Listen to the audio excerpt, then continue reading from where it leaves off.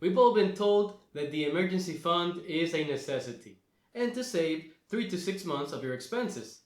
However, while I fully agree that you should have an emergency fund, the 3 to 6 month part needs a revision.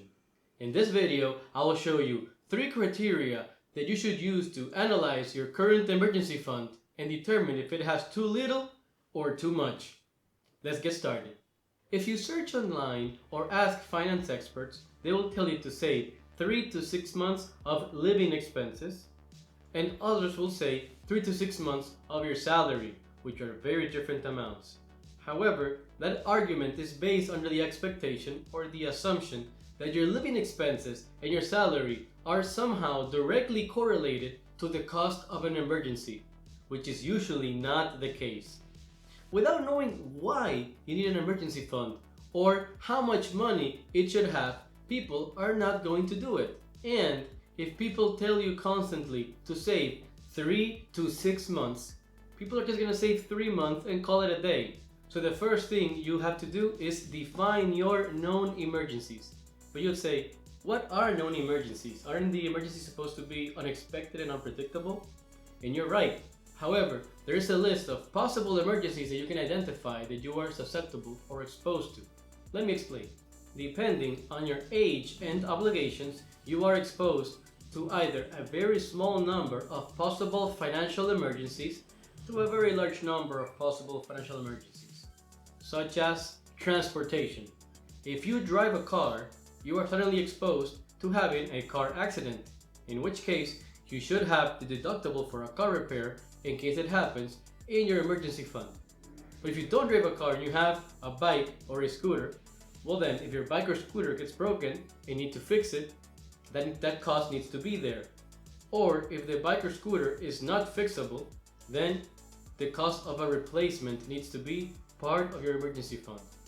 Finally, if you don't use any form of private transportation and you are limited to public transportation, you don't need to have any amount of money in your emergency fund allocated for transportation. Depending on your age, you are more susceptible to having an unplanned doctor's appointment or emergency room visit. And if you suffer from any pre-existing health condition, then you need to have more funds separated for the medical category than some other people. But how much money exactly do you need for this category? We'll look at that when we look at the second criteria. Okay, now let's look at the assets category. Getting laid off from work is not the only thing that would stop your income generation. If you are a freelancer, which is very popular in this day and age, you have tools you use to make money. If you are a videographer or a photographer, you use a camera. If you're a developer or tech support, you use a computer. If you mow the lawn, you use a lawnmower. So whatever your trade might be, there is usually a tool that you use to make money. And if that tool breaks, you need to get it fixed right away. One category of your emergency fund is living expenses. And this is pretty self-explanatory. Cover your bills, rent, food, obligations, and any other expense that you have on a monthly basis. And finally, you have known unknowns. What is this? Well, we just discussed known emergencies, which we identified which emergencies, depending on who we are, can affect us. However, life will surprise you. So having a separate couple $100 or couple $1,000, depending on your income level, will help you mitigate when you get one of these known unknown emergencies. So just by that, you can see that an emergency fund should be based around emergencies and not around your income or your living expenses, because your living expenses and your income don't have to be correlated to the cost of an emergency. One person could have very low living expenses or have a very low salary. Perhaps they live with their parents, with 3 roommates, with their partner, who knows. However, if they follow the standard living expense rules, they could have a couple $100 saved in their account and call it a day. But when they get an actual emergency, such as an asset emergency, a medical emergency, or a transportation emergency, they might not be able to cover it. So it's better to be safe than sorry. Adding all this together could result in a number maybe larger than you were expecting. However, don't stress about it. An emergency fund is not something that is made overnight.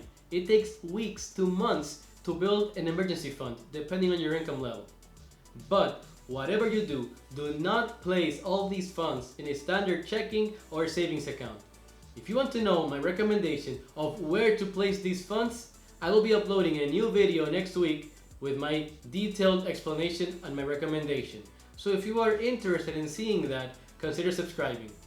Alright, so we have just discussed about identifying your emergencies. Now for the second criteria, the cost of an emergency depends on your country. Let's take a look. The cost of visiting a doctor or going to the emergency room will vary depending on your insurance and the health benefits that your country offers you.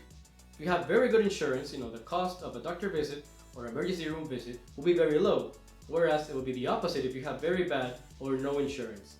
Alright, let's look again at living expenses, the universal recommendation.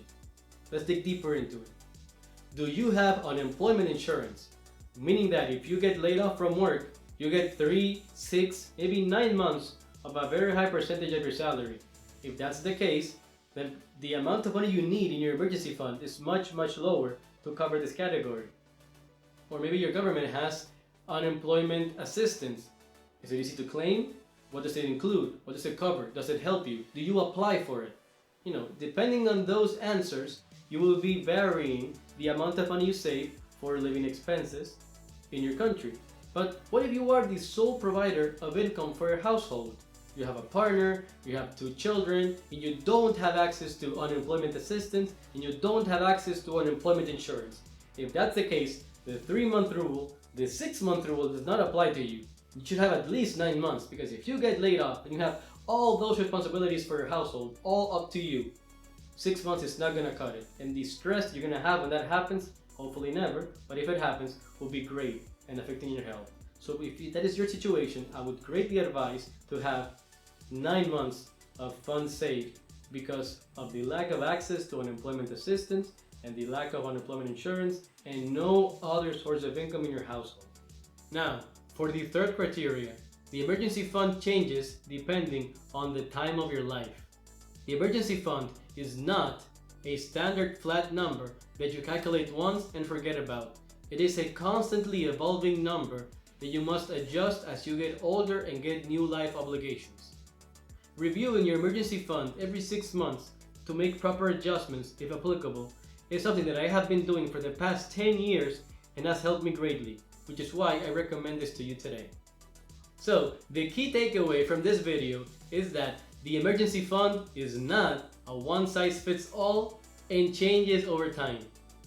While the 3 to 6 month approach could be sufficient for most people, you will not be able to find out until you get an actual emergency. And if at that moment it is not enough, it will be too late to do anything. Properly managing an emergency fund will give you confidence in knowing that you are financially prepared for most unexpected situations. Thank you for your time, and the comment section is now open for questions.